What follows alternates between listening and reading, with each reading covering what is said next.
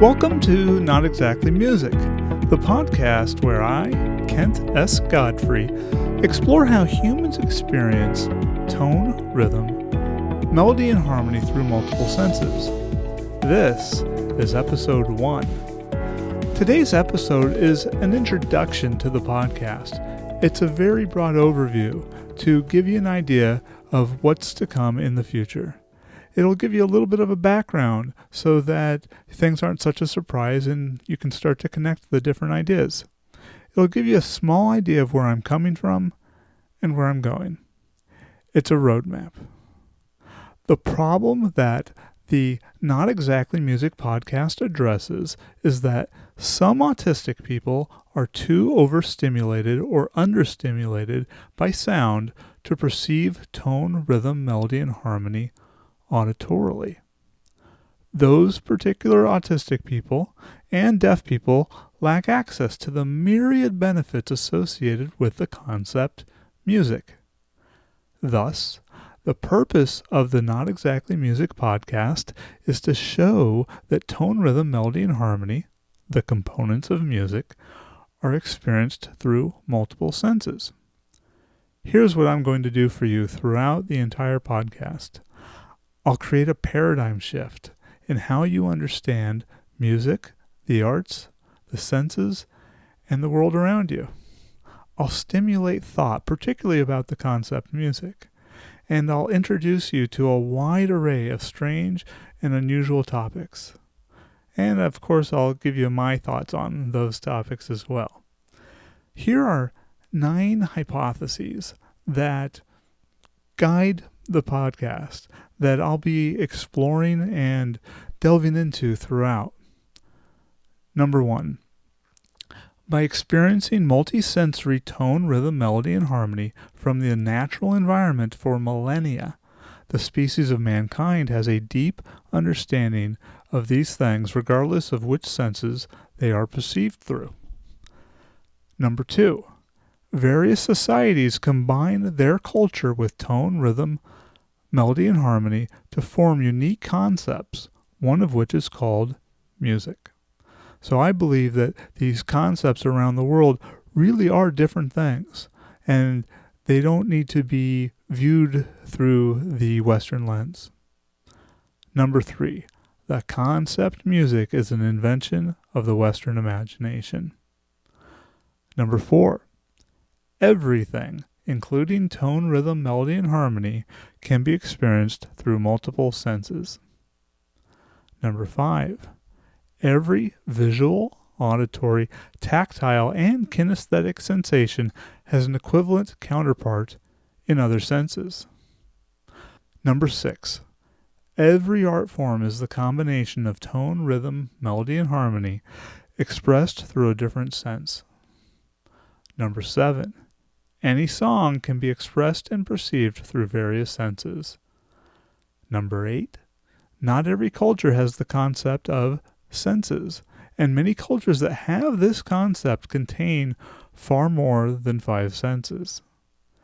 And number 9, each individual's world is a construct resulting from things such as their culture, language, and sensory abilities. The Not Exactly Music podcast is for teachers, academics, and therapists. It's for anyone who's interested in music, dance, or the visual arts, so virtually everyone. It's for deaf people and autistic people because sound is often an inappropriate way for them to experience tone, rhythm, melody, and harmony. Anyone who likes to think deeply. The Not Exactly Music podcast is all about tone, rhythm, melody, and harmony. It's about these things regardless of what sense they are experienced through. Tone, rhythm, melody, and harmony are everywhere. Everything is made up of tone, rhythm, melody, and harmony. So here are a few quick definitions. Tone, the quality or nature of something, its character. This applies to things such as sound, color, muscle, a piece of writing, or a person's mental condition. Rhythm, any pattern that repeats. Melody, when different tones are arranged in order to form a rhythm. Harmony, the consistent, orderly, or pleasing arrangement of any parts, such as notes. We are going to go into these definitions in much, much more detail, but I just thought I'd get you started with these to get going. My background, here's the really brief version. I have degrees in acting and in special education. I've also studied clowning, dance, human movement, and interdisciplinary studies. And interdisciplinary studies is where I chose from several different departments at a university and put these together to create something of its own. And in my case, I was exploring how deaf and autistic people can experience music through multiple senses. I have many years of experience working with disabled people at camps, group homes, in schools, and in the arts. Within the arts, one of the things that I have done with disabled people is that I used to describe plays to blind audience members. I was also in a deaf theater company. Additionally, I spent quite a few years teaching creative movement to disabled people. Most importantly, I was teaching tone, rhythm, melody, and harmony through multiple senses. Then for my postgraduate work, I was exploring how deaf and autistic people can experience music through multiple senses. Here are a couple guiding philosophies. The fancy word is epistemology, and these are some of the things that guide my podcast. The first philosophy is called cultural relativism. This is about looking at a culture from its own perspective, examining it within its own context, on its own terms. Each culture possesses its own truth. This blends nicely into the next philosophy that guides me, and that's called constructivism. Constructivism is about the idea that each society constructs its own reality or own world. And this means a lot to me because of my understanding of disabilities and the fact that people construct their world based on their sensory ability. Being deaf or blind drastically alters the world that an individual constructs. It is not that we perceive something because it's there because we perceive it. This has a profound effect on both deaf and blind people and lots of other people. But the way that we perceive the world around us alters what world is around us. Okay, here's a little bit about the content for the Not Exactly Music podcast. First of all, the species of mankind has absorbed multisensory tone, rhythm, melody, and harmony from the environment for tens of thousands of years. There are countless examples. Water's a great one because tone, rhythm, melody, and harmony are in things like the flow of a river, the drip, drip, drip of raindrops, which are experienced through multiple senses, or the structure of a snowflake. There's tone, rhythm, melody, and harmony in animals, such as the speckles on a fish, the stripes on a zebra, the rack of antlers on an elk. And additionally, elk also give us tone, rhythm, melody, and harmony through their sound when they bugle, like other animals, like the trumpeting of an elephant, the bark of a dog. There's the movement of animals, such as a flock of birds flying, the movement of a school of fish. There's plants, flowers, trees, mushrooms, all giving us tone, rhythm, melody, and harmony. There's tone, rhythm, melody, and harmony in thunder and lightning, rock formations, spider webs, honeycombs. The human body is a great example. The beating of the heart and breathing of the lungs are great examples of rhythm. Then even the structure of DNA has rhythm to it. Locomotion's great because locomotion reinforces your understanding of rhythm all day long, every day. And parts of the body like the structure of muscles or even the digits give you an understanding of rhythm. Consequently, tone, rhythm, melody, and harmony are deeply ingrained in the species of mankind.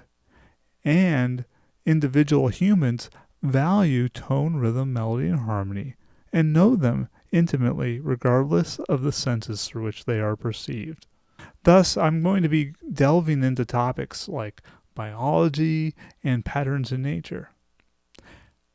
Different societies take this tone, rhythm, melody, and harmony that I'm talking about that are deeply ingrained in mankind, and those different societies conceptually organize these things in different ways according to the values and the structure of their society.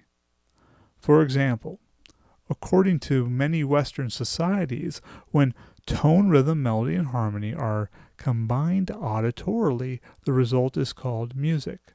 But when they're combined visually, it's called visual art. Combined kinesthetically, dance. Combined gustatorially, cuisine. The really important thing here is that many societies around the world organize tone, rhythm, melody, and harmony more multisensorily than Westerners tend to. They form their own concepts, which, when viewed through a Western lens, erroneously appear to be versions of music that are, lacking something or have some other strange thing that Westerners don't so much have in their concept. But we're trying to get away from viewing things through a Western lens. Clearly, my approach contains constructivism and cultural relativism. Related to this is the field of sensory anthropology. It looks at how different societies construct, conceptualize, and utilize the senses. I'm particularly interested in how non-Western cultures have great fluidity between the senses. In fact, the Western approach of compartmentalizing the senses and the arts into separate senses is an exception in the world. Here's an interesting topic. This one's called synesthesia. It's a condition in which an individual perceives a single thing through multiple senses. So someone might hear music and simultaneously see visual patterns in front of the face. Or specific tastes might also produce specific tactile feelings. The associations are consistent from one person to the next, which means that people tend to make specific connections. They make the same connections, and certain connections are really unlikely. Like people don't associate certain colors with certain notes, but they tend to associate other colors and notes. And they're consistent over time, meaning that if you ask an individual what taste they associate with the color red, that same individual is going to tell you the same answer if you wait several years. And so it's consistent. Additionally, throughout history, societies have established specific correspondences between things in separate senses. So they've associated a specific number, color, taste, sound, tone, emotions, and planets even to each other. And then there will be associations for completely different number of colors, tastes, sounds, tones, emotions, planets, etc. And my perspective is that these associations tap into the correspondences between the senses that humans are innately aware of. My theory is that what people think of as two different things in separate senses corresponding to each other is in fact the same thing manifesting itself through multiple senses. It is the same vibration applied to different organs. Another interesting topic is called the Sapir-Whorf hypothesis, or linguistic relativity. The idea behind this is that the structure of a language influences the world that the speaker can construct for themselves. So certain languages have different structures which enable certain concepts to be constructed, but it might also make other concepts difficult to construct. In other words, it isn't that people have words for certain things because they exist. They exist because people have words for them. Or they exist because the structure of the language enables this concept to be constructed. In particular, speakers' languages influence how they can conceptually organize tone, rhythm, melody, and harmony.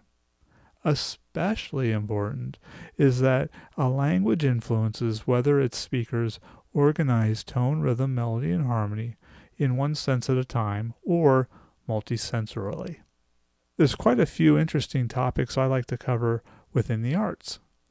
For example, there's this interesting concept of multisensory art forms. This was really big in the early 20th century when there were things like Kunstwerk, which was multiple art forms on a stage at once. There's also a concept called color organs, which is exactly what it sounds like. It's where an auditory organ would play sound, but also create specific colors. And the music and the colors were thought to correspond to one another. There was a concept called Dalcroze eurythmics that was popular in the early 20th century. It's a method of teaching rhythm to musicians through movement, and this concept is still used today. There are other very interesting multisensory art forms as well. Within ethnomusicology, there's a really valuable concept called cantometrics. It's a system for analyzing the similarities and differences between music in different cultures, or what I would call intercultural, because inter being between, it's the similarities and differences between different cultures. But part of that system allows us to analyze how various things within one given culture are structured similarly to one another. So instead of intercultural between the cultures, we now have intracultural within a given culture. So cantometrics helps show how things like dance, music, religion, social relationships, and visual art within one single culture are structured similarly. This is just a little overview of the content of the Not Exactly Music podcast. To just get you a little familiar with these so that they won't be a surprise in the future, and so that you can start to connect these things and see where we're going. Now, a little bit more about the Not Exactly Music podcast. This podcast is different than other podcasts. I haven't found any other podcasts that focus on multisensory tone, rhythm, melody, and harmony. It's more academic and educational than a lot of podcasts. So, hopefully it'll be accessible to average people, but it is on the academic side. And my goal is to use plain speech and make it accessible for everyone. The structure is different than most podcasts. I start very broad, and then I'm going to focus more and more. So the early episodes will be very broad, but starting to focus in a little bit, and then more and more, and then I'll really hone in on very individual topics. I'm always going to be connecting topics and making them relevant to each other. So I'm going to be transitioning back and forth between topics. Once something's introduced, I might need to come back to it to clarify it, to go deeper into it, to maybe interview somebody on that topic. And so one of the challenges of this podcast is that it has to exist linearly and go from one topic to the next. And, we can only discuss one thing at a time, although everything in our world really connects, multi-dimensionally. We perceive things all at once, but I can't lay it all out there at once. So I'm going to be trying to take something that is multifaceted and put it into a single line, one thing after the other. A lot of the information is so important for understanding the other information, but I have to present it one piece at a time. So that's why we're going to kind of go back and forth, because what I need to do is get you a little familiar with a concept so that you can understand the next concept. The episodes are going to be coming out on the first Monday of each month, or so, and they'll be about 30 to 45 minutes long. Social media is a big part of this podcast. I'm on Twitter, Facebook, and I have a website. The website is www.kentsgodfrey.com. There's a lot of great related info on there, and I'll be posting a lot of information about each episode so that you can follow up on it. The Twitter and Facebook are going to be really important because I'm posting a lot of images, quotes, relevant links. This endeavor is much, much more than the podcast. The podcast is just one way to get the information across, but the Facebook group and the Twitter images I'm going to be putting up are going to be very important. So, please subscribe, leave a favorable review, connect with Not Exactly Music across the social medias, share Not Exactly Music with your friends, take a look at the website, send me a question. So to wrap up, this month's episode is just to give you a little bit of an idea of what is to come. Now we can start getting into the meat of things. I hope you've enjoyed listening as much as I've enjoyed creating this. Thank you.